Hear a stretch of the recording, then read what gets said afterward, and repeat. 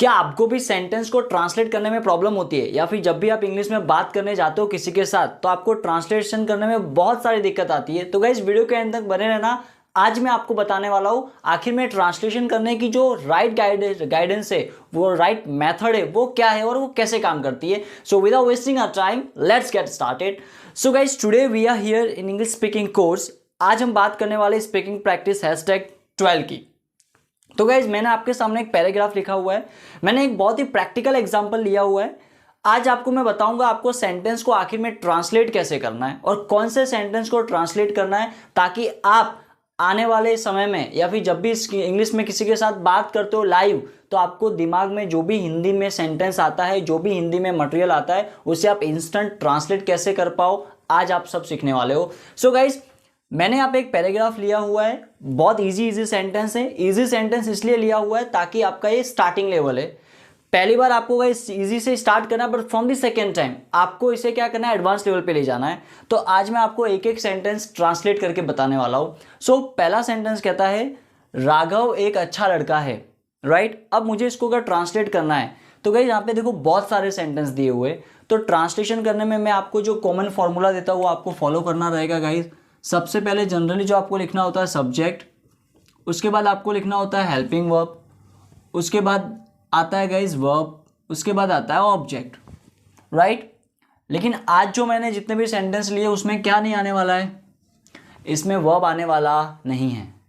जब मैं दूसरा वीडियो बनाऊंगा फ्यूचर में तब मैं आपको वर्ब वाले सेंटेंसेस बताऊंगा। तो जनरली जो इंग्लिश का बेस फॉर्मूला होता है, फाउंडेशन फॉर्मूला होता है, वो ब्रह्मास्त्र एक ही है। वो क्या है? सब्जेक्ट के बाद हेल्पिंग वर्ब। सब्जेक्ट का मतलब जिसके बारे में बात होती है, हेल्पिंग वर्ब का मतलब is, am, are, was, were, will, shall, can, could, do, does, ये सारा। वर्ब यानी क्रिया, डू, कम, प्ले, खाना, आना, जाना, बैठना, उठना, ये सब क्या है? वर्ब। और ऑब्जेक्ट यानी जिस चीज़ के बारे में आप बात करते हो या जो बचा वो ETC उस सबको लिख दो आप। तो गाइज राघव एक अच्छा लड़का, अब हम एक एक सेंटेंस को लाइव ट्रांसलेट करके देखते हैं। तो राघव एक अच्छा लड़का है, इसका ट्रांसलेशन कैसे होने वाला है? तो सबसे पहले बात किसकी कर रहा हूँ मैं? राघव की। तो I will be writing first Raghav. Raghav के बाद मुझे हेल्पिंग वर्ब लिखना है यानी इज, एम, आर में से क्या आएगा? इज। एक अच्छा लड़का है तो मैं लिखूंगा Raghav is a good boy. तो मेरा सेंटेंस क्या बना? Raghav is a good boy. Okay, आगे लिखा हुआ है मैंने वह 8 साल का है, मतलब वह 8 साल का है। तो सिंपली हम लिखेंगे he is 8 years old। He is 8 years old। या फिर इसको लिखने के कई सारे तरीके, आप ऐसा भी बोल सकते हो his age is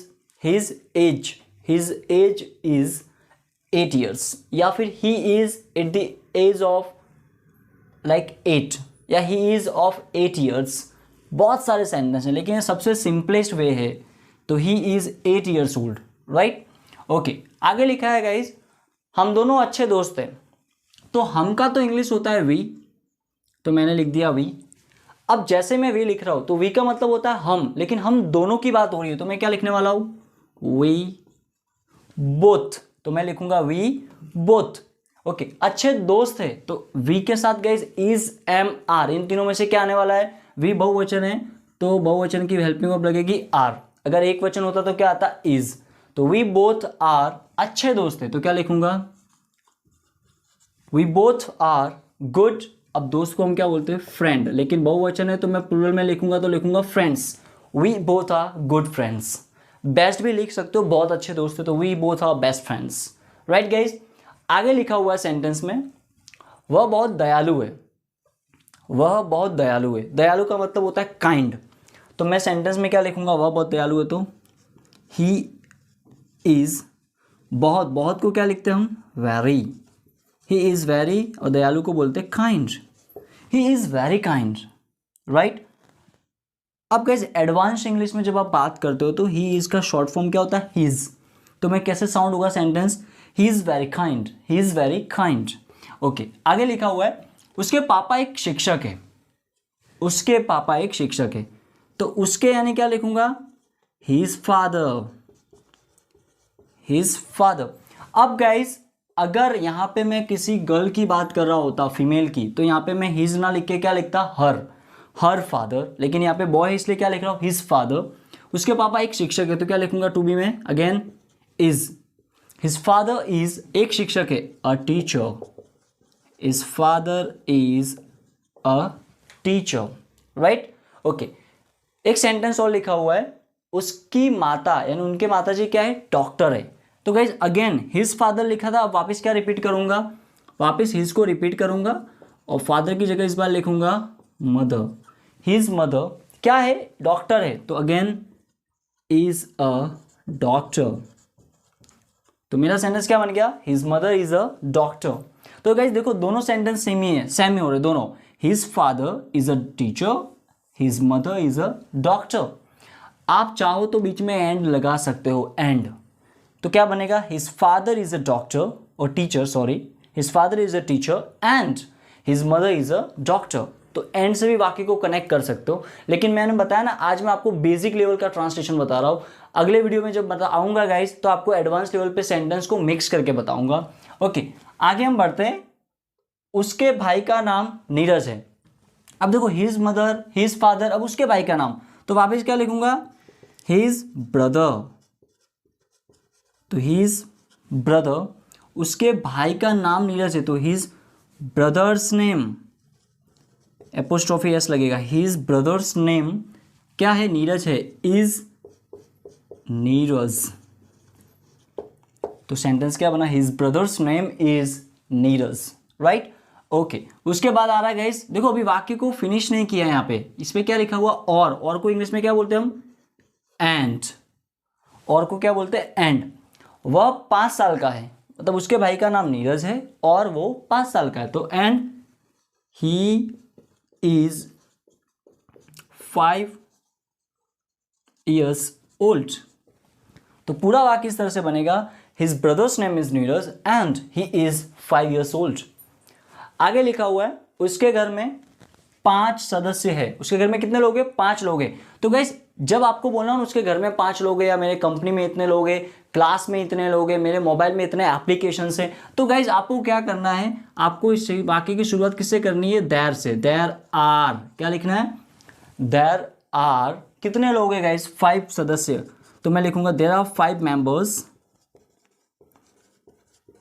there are 5 members कहाँ पे, उसके घर में, तो मैं क्या लिखूंगा, there are 5 members in his house, या हाउस की जगह पे लिख सकता हूं इन हिज फैमिली। तो पूरा वाक्य कैसे बनेगा, there are 5 members in his family और इन हिज हाउस, राइट। आगे लिखा हुआ है, राघव हमेशा व्यस्त रहता है, राघव हमेशा व्यस्त रहता है। अब आप सोचोगे सर आप सेंटेंस में ट्रांसलेट करना तो बता रहे हो, लेकिन हमारी जो सबसे बड़ी प्रॉब्लम है वो क्या है, वाक्य की शुरुआत कैसे करते हैं जब हम ट्रांसलेट करते हैं। तो गाइज मैंने आपको इस पर सेपरेट वीडियो भी बना के दिया हुआ है, वाक्य की शुरुआत कहाँ से करें। मैं यहाँ पे आपको एक नॉर्मल सा बता देता हूँ, जिसके बारे में आप बात करते हो ना वाक्य में, वो कहलाता है आपका नाउन, राइट, जिसके बारे में बात होती है। और आपको हमेशा वाक्य की शुरुआत किससे करनी होती है, नाउन से। और नाउन ही अक्सर गाइस या तो सब्जेक्ट बन जाता है या ऑब्जेक्ट, वो बात की बात है। लेकिन आपका जो नाउन होगा ना वही क्या किसका रोल प्ले करेगा, सब्जेक्ट का।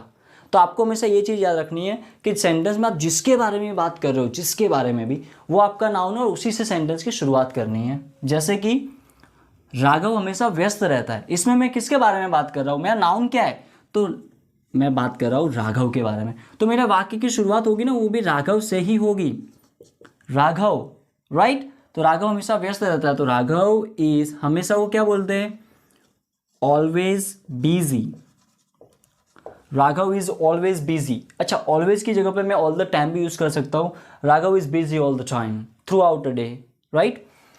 आगे लिखा हुआ है गाइस, उसका स्वभाव अच्छा है। अब उसका स्वभाव अच्छा है तो फिर से उसके पिताजी, उसके माताजी, हिज फादर, हिज मदर, उसका भाई, हिज ब्रदर, तो उसका स्वभाव, तो वापस लिखूंगा हिज। अब स्वभाव को इंग्लिश में क्या बोलते हैं, तो उसको बोलते हैं नेचर। स्वभाव को क्या बोलते हैं, नेचर। जबकि नेचर का मतलब प्रकृति भी होता है, ये 2 मीनिंग है नेचर के, एक प्रकृति और एक उसका स्वभाव। तो स्वभाव को भी इंग्लिश में क्या बोलते हैं हम, नेचर। तो हिज नेचर, उसका स्वभाव अच्छा है, तो क्या लिखूंगा, his nature is good, his nature is good. Good भी लिख सकते हो या नाइस, और अगर बहुत अच्छा है तो आप लिख सकते हो impressive, his nature is impressive, excellent, right. तो गाइज इस तरह से देखो, मैंने आपको एक पैराग्राफ को ट्रांसलेट करके बताया है। तो आपको क्या करना है, आपको सेम पैराग्राफ गाइस पहले कोशिश करनी है कि आप इस पैराग्राफ को अपनी नोटबुक में लिखो और इसका आंसर देखे बिना आपको खुद पहले ट्रांसलेट करो और फिर मैच करो कि आपका कितना सही हो रहा है। और अगर ये सक्सेसफुली हो जाता है आपसे, तो आप एक ऐसा पैराग्राफ खुद मन से बनाओ और उसे फिर ट्रांसलेट करने की कोशिश करो। क्योंकि होता क्या है, जब आपके दिमाग में सारी चीज़ें सही नहीं होती, आपके दिमाग में सिस्टम ही नहीं पता है सिस्टम को कि प्रोसेस इस तरह से करना है, तब गाइस आप क्या बोलोगे? क्योंकि जब आप बोलते हो तो आपके पास वर्ड्स ही नहीं होते ना। तो जब आप लिखोगे ऐसे, ट्रांसलेट सही करोगे ना, तो आपका स्पीकिंग भी सही होगा। फिर जब आप स्पीकिंग करने जाओगे तो घबराओगे नहीं, कॉन्फिडेंस लो फील नहीं करोगे। क्यों? क्योंकि आपका इंटरनली बहुत अच्छा सिस्टम काम कर रहा होगा। Right guys? So guys, till then keep learning and keep sharing.